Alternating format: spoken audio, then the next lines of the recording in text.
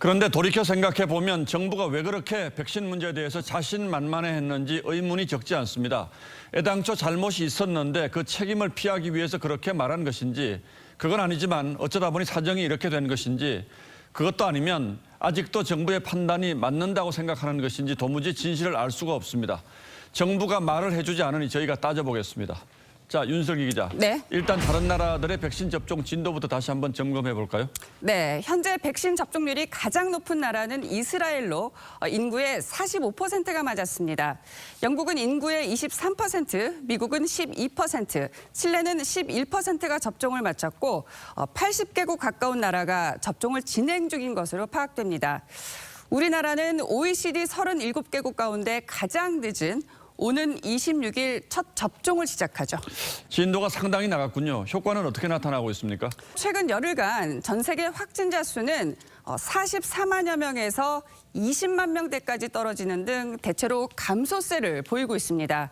이 기간 국내 확진자 수는 372명에서 400명, 500명대로도 뛰더니 오늘은 600명을 넘었죠. 물론 전부 백신 때문이라고 하기는 어렵지만 이 백신을 맞고 있는 미국과 영국에서 환자 수가 한 달여 만에 82에서 85%가 급감했다는 점에서 백신이 영향을 미쳤을 가능성은 있습니다. 예, 다른 나라들의 백신 접종 진도 그리고 그 효과에 대해서 돌이켜보면 그동안 우리 정부가 해온 말들과는 좀 다른 것 같아요. 네, 관련해서 대통령 발언 먼저 들어보시죠.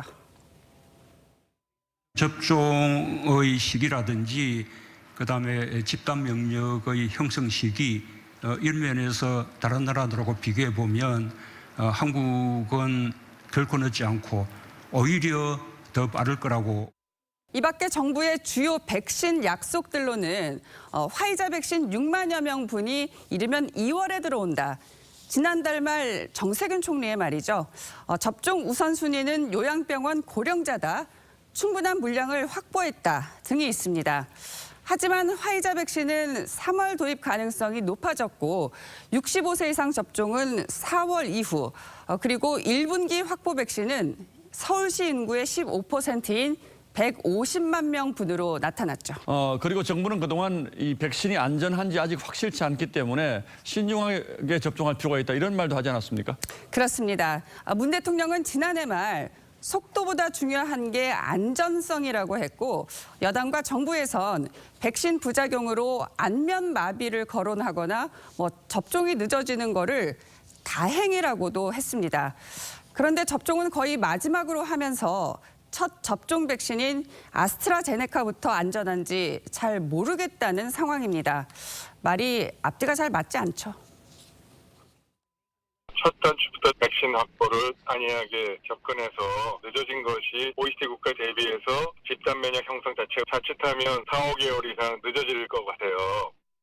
예, 지금 와서 보면 어떤 측면에서 보더라도 정부의 판단 착오 같은데 정부가 그걸 인정하기가 참 싫은 것 같습니다. 그렇습니다. 예, 윤석기 기자 잘 들었습니다.